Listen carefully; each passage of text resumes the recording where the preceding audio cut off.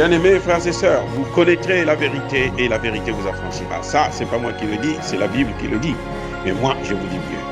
Vous connaîtrez la vérité historique, notamment celle de vos ancêtres kémites, et vous aurez une vision globale de ce que c'est que la vraie souveraineté politique. J'ajoute, vous reviendrez à la spiritualité africaine ancestrale et vous comprendrez les enjeux de l'indépendance économique. Et pour terminer, vous accepterez votre identité culturelle kémite et vous obtiendrez deux choses. La première, c'est la paix. La seconde, c'est le développement, à une condition. L'unité de toute l'Afrique noire, l'unité de tous les Noirs du monde entier. Otep à tous, bienvenue sur la chaîne des panafricanistes par essence, par conviction et par excellence. Celle des citoyens kémites par nécessité et obligation de combat. Nous sommes une chaîne qui n'est guidée que par nos ancêtres et rien que par les ancêtres qui appartiennent à l'égrégore du monde noir. Par conséquent, nous ne croyons en aucun Dieu venu de l'étranger. Toutefois, cette vidéo n'est aucunement destinée à inciter à la haine ou à la violence, car nous menons un combat qui est d'abord et avant tout politique, plutôt spirituel, intellectuel et démocratique. Ensuite, il est politique, géopolitique et géostratégique, contre l'impérialisme, le colonialisme, le néocolonialisme et l'endocoloniat, qui sont tous qualifiés de crimes contre l'humanité. Nous menons ce combat sur la base du principe fondamental que nous avons hérité de nos ancêtres kémites, qui est celui de la Mahat, c'est-à-dire solidarité, vérité et justice. Vous êtes donc en droit de connaître la vérité, et nous avons l'obligation de vous dire la vérité, rien que la vérité, afin que justice soit rendue au continent africain. Et ça, c'est notre modeste contribution dans cette noble lutte en faveur de la souveraineté, la dignité, la solidarité et l'unité africaine. C'est exactement ça que nous appelons le panafricanisme. Bien-aimés frères et sœurs, le général Marc Millet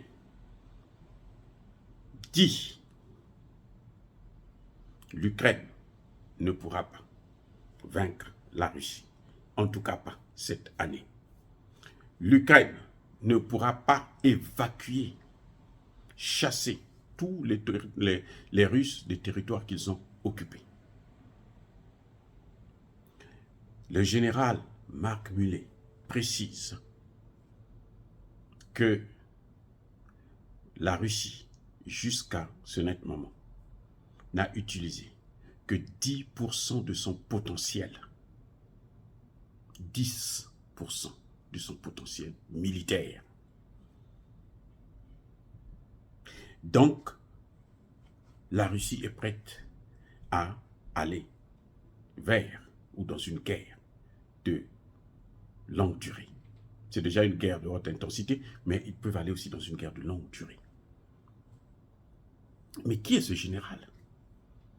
Le général Marc Millet, là, c'est le chef d'état-major de l'armée américaine. C'est-à-dire, quand tous les généraux des différents corps, de la marine, de l'air, du sol, machin, autres, quand tous ces généraux-là se réunissent, là, c'est autour de lui. C'est lui qui est le patron.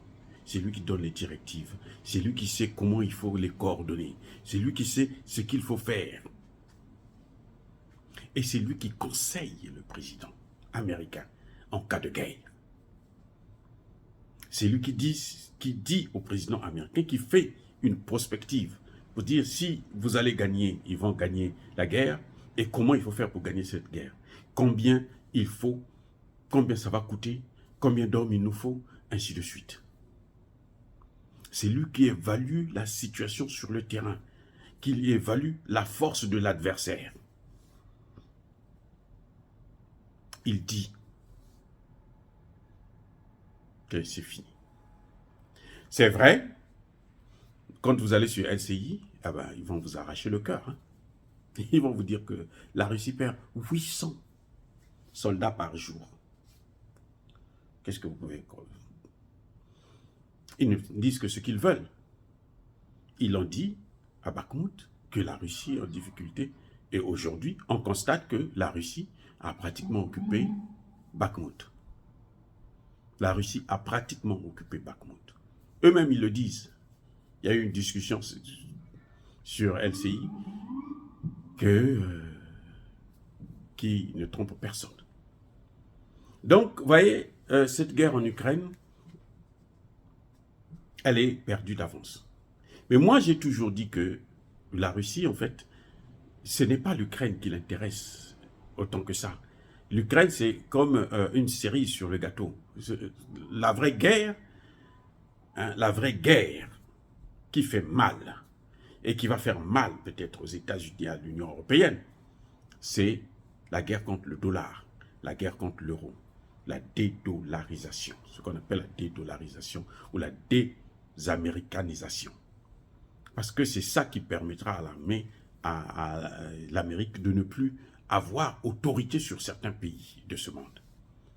Et cette guerre aussi, il y a des experts qui disent qu'elle est perdue d'avance, qu'elle est déjà perdue, que c'est irrécupérable. Je ne sais pas, on va voir encore jusqu'à quand, ce qui va se passer dans les jours, les mois à venir.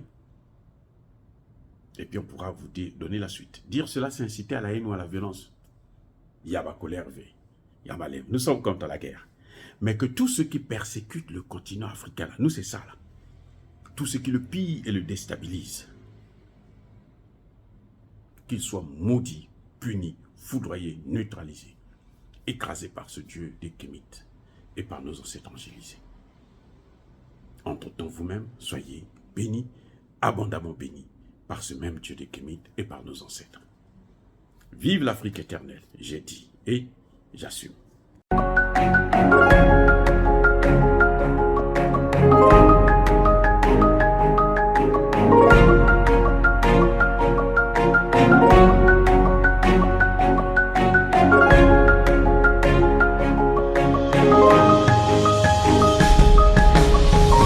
Eux, ils marchent par la foi et non par la vue.